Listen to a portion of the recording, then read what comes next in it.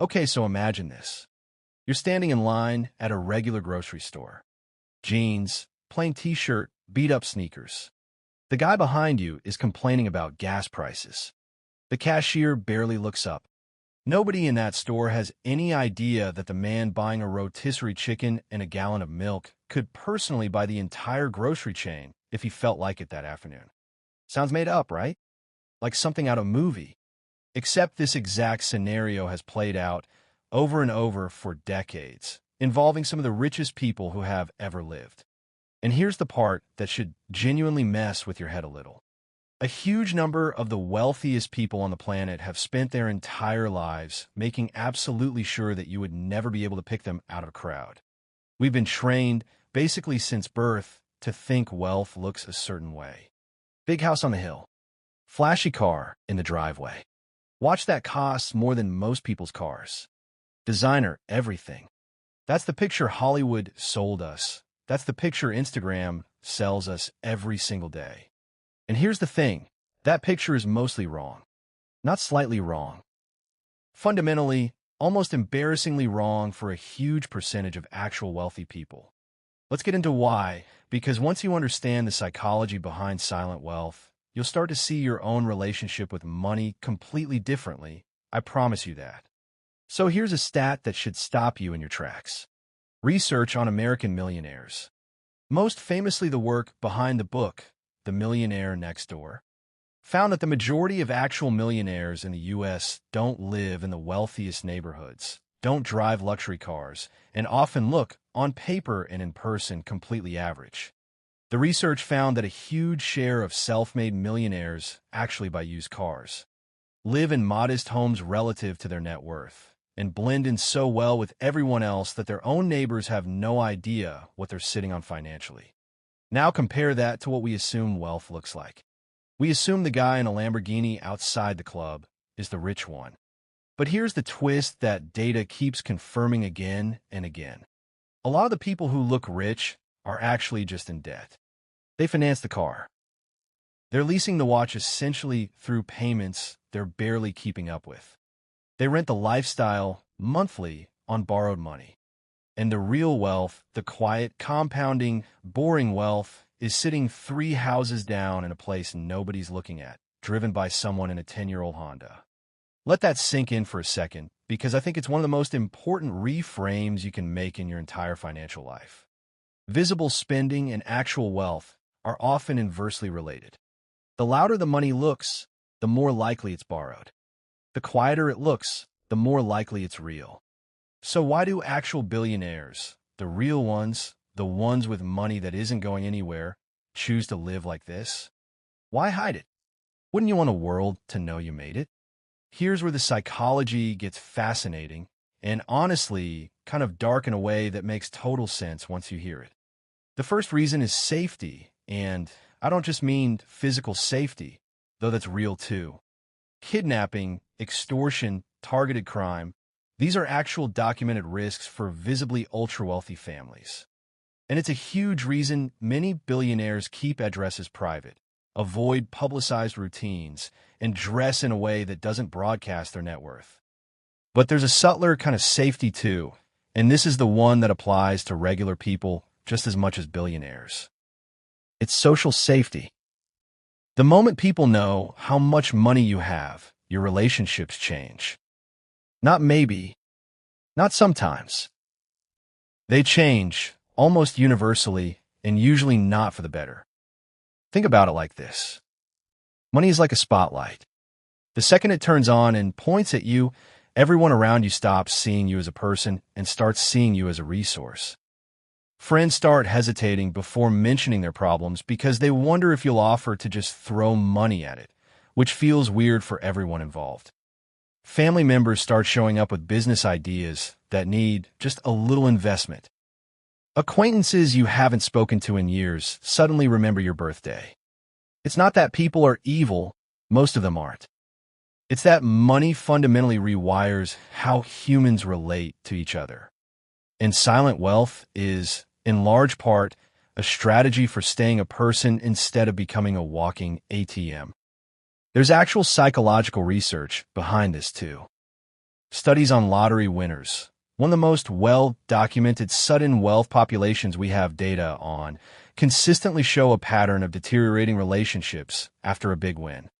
Estrangement from friends, family conflict over money, and in a disturbing number of cases, total financial ruin within a few years, sometimes ending up worse off than before they won. The prize wasn't just money, it was also a spotlight, and a huge percentage of people are simply not equipped to survive standing under that spotlight for long. This is exactly why silent billionaires build entire systems just to stay invisible. Trusts instead of personal ownership, so their name doesn't show up on property records. LLCs that own the LLCs that own the actual assets, layered specifically so a public record search leads to a dead end. Family offices that handle spending, so there's never a personal credit card bill with their name directly tied to a six-figure purchase. This isn't paranoia. This is architecture. It's built the same way you'd build a house, deliberately, layer by layer, with a very specific purpose. Keep the person separate from the money in the eyes of the public. Now here's a fact that tends to genuinely shock people when they hear it for the first time. A significant number of billionaires you've never heard of are wealthier than several billionaires whose faces you'd recognize instantly. Forbes and similar wealth-tracking publications have talked for years about how their rankings are, by their own admission, incomplete because a portion of the world's wealthiest people simply don't appear on any public list at all. Their wealth is structured specifically to avoid the kind of disclosure that gets you noticed. You cannot rank what you cannot see. Let's talk about lifestyle specifically because this is where it gets almost funny. There are well-documented stories, confirmed through interviews and public reporting, of extremely wealthy individuals who drive older, unremarkable cars, not for show, not as some ironic humility flex for the cameras, but because the car works fine and they genuinely don't care. Warren Buffett has spoken publicly for years about living in the same modest house he bought in Omaha decades ago, long before his fortune reached anywhere near its current size, and he's talked about simply never feeling the need to upgrade it. That's not a marketing stunt. When your relationship with money isn't built around proving something to strangers, the incentive to upgrade your entire life every time your net worth goes up just disappears. And here's the psychological principle underneath all of this, the one that applies to every single person watching this video, whether you have $500 or $500 million. Spending to signal wealth is almost always driven by insecurity, not confidence. Genuinely secure people, financially and psychologically, tend to spend based on what actually improves their life, not on what makes other people perceive them a certain way. The flashiest spending usually comes from the most fragile egos, not the strongest ones. Silent billionaires aren't hiding out of shame. They're not spending loudly because they simply don't need external validation to feel like they've made it. They already know. There's a term economists and behavioral researchers use for this, sometimes called the Diderot Effect, named after an old story about a philosopher who got a beautiful new robe as a gift, and then felt compelled to slowly replace every other item in his home because suddenly everything else looked shabby next to it. One purchase creates the psychological pressure for the next purchase, an endless upgrade spiral, entirely driven by comparison, not need. Silent wealth is essentially a permanent exit from that spiral. If you stop measuring your life against what other people can see, the entire upgrade treadmill just stops matching. Now let's flip this around, because I don't want this video to just be an interesting story about billionaires you'll never meet. I want you to actually take something usable from this, something that changes how you handle your own money starting this week. Here's the first lesson, and it's the big one. Stop financing your image. If you're making car payments, credit card payments, or financing purchases specifically because of how they'll make you look to other people, you're doing the exact opposite of what actual wealthy people do. You're paying interest to rent the appearance of success, while the person quietly building real wealth right next to you is driving something boring, wearing something plain, and investing the difference. The math on this is brutal if you actually run it. A car payment of even $400 a month, if invested instead at a historical stock market average return, can turn into hundreds of thousands of dollars over a couple of decades. That flashy car isn't just costing you the payment. It's costing you the future version of that money, compounding, for years you'll never get back. The second lesson is about relationships and boundaries, and this one applies whether you have a little money or a lot. You do not owe anyone visibility into your finances. You are allowed to keep your financial situation private, even from close friends and family, without that meaning you're being dishonest or cold. In fact, financial privacy is one of the most protective habits a person can build, specifically because it keeps your relationships based on who you actually are rather than on what you can provide. This alone will save you from an enormous amount of awkward conversations, resentment, and manipulation down the line. The third lesson is to separate your self-worth from your net worth's visibility. This is the deepest one, and honestly the hardest one to actually internalize. So much of the anxiety people feel around money isn't really about the money itself. It's about what they think the money says about them to other people. Silent billionaires have, in a strange way, solved this problem more completely than almost anyone else, simply because they've removed the audience entirely. There's nobody to impress, so the money just becomes a tool again instead of a performance. The fourth lesson is genuinely practical. Build your financial life in layers the same way silent wealth is structured, just at your own scale. That means separating your everyday spending identity from your actual wealth building. Keep your investing and saving quiet, automated, and mostly invisible to your day-to-day life, so it just compounds in the background while your visible lifestyle stays modest and simple.